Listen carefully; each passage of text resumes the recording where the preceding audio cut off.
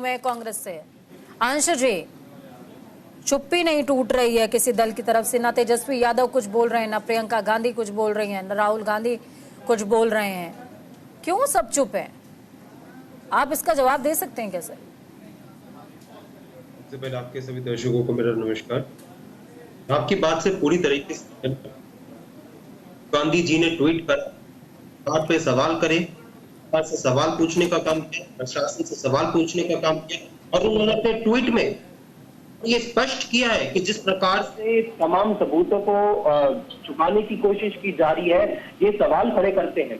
उन्होंने बात किया है कि निर्भया जब कानून हुआ था उसके बाद इस प्रकार से नियम बने थे, कानून बने थे, लेकिन उसके बाद स्थिति में आज हम एक के बाद एक इस प्रकार से जो है मामले रेप के बाहर आते जा रहे, चाहे बात उन्नाव की, हाथरस की हो या फिर आज बंगाल की बात हो, एक के बाद एक मामले सामने आते जा रहे हैं। लेकिन आज सभी पार्टियों को एक साथ एक मंच पर बैठना चाहिए और इन सभी बातों को जो है ये सोचना चाहिए कि कैसे इन सभी एक जो कांड होते जा रहे हैं के बाद एक इस प्रकार सामने आ रहे हैं, उस पर कैसे रोक लगाई जाए।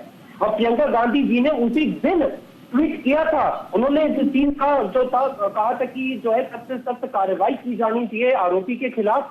तो इस प्रकार से कि किसी भी कांग्रेस पार्टी के नेता ने या किसी अन्य नेता ने कोई बयान नहीं दिया, कुछ नहीं है, सभी ने सरकार से सीधा सवाल पूछने का काम किया है, सीधा सरकार से सवाल पूछने का काम किया है।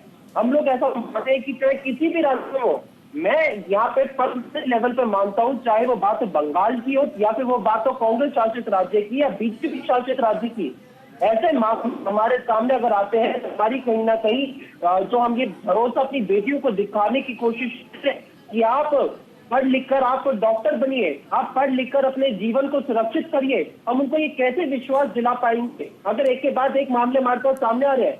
हमें ये चीज सोचनी चाहिए कि कल जब कुछ दिन पहले जब हमारे बंगाल में ये मामला आया था, उसके बाद इस देश के प्रधानमंत्री ने कल जब भाषण साल के लिए की प्राचीर से, उसी दिन कल शाम को उत्तराखंड में ऐसा एक और मामला सामने आता है। तो हमें सोचना चाहिए कि आज जो तमाम आरोपी हैं उनके अंदर ये डर का माहौल क्यों नहीं है, हम क्यों उनके अंदर ये डर का माहौल बिठाने में सक्षम नहीं हो पाए हैं, क्यों हम अपनी बेटियों को सुरक्षा देने में असमर्थ हो पा रहे हैं। हमें कहीं ना कहीं इन सभी बातों को बैठ के सोचना चाहिए और उस पर एक विराम लगाने की कोशिश करनी चाहिए।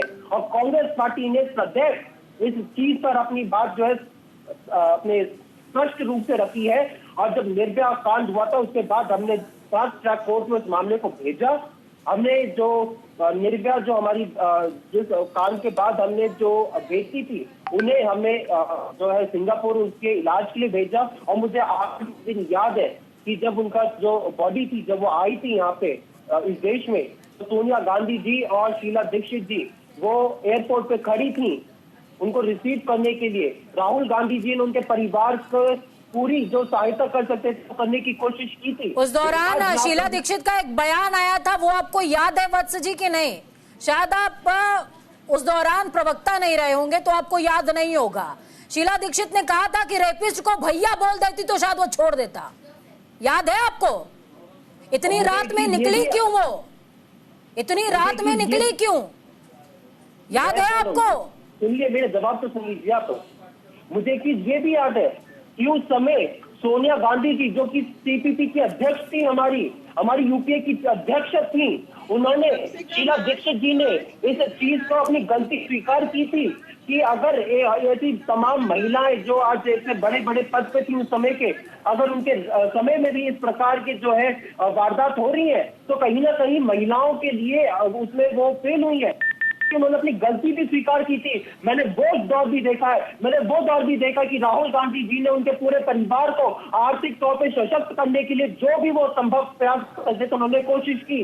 मैंने वो भी देखा है कि सरकार ने उस बेटी को सिंगापुर इलाज के लिए भेजा था, मैंने वो दौर भी देखा है। लेकिन यहाँ पे बात इस चीज पे नहीं होनी चाहिए कि राहुल गांधी जी ने, कांग्रेस पार्टी ने क्या किया या फिर आज क्या हो रहा है। आज बात इस चीज पर होनी चाहिए कि आज क्यों, जब हम आजादी के इतने वर्ष बाद भी, जब हम अपना आजादी के जश्न मना रहे हैं, उसके बाद भी हम अपनी बेटियों को सुरक्षा देने में असमर्थ हैं। ऐसा क्या प्रयास किया जा रही है?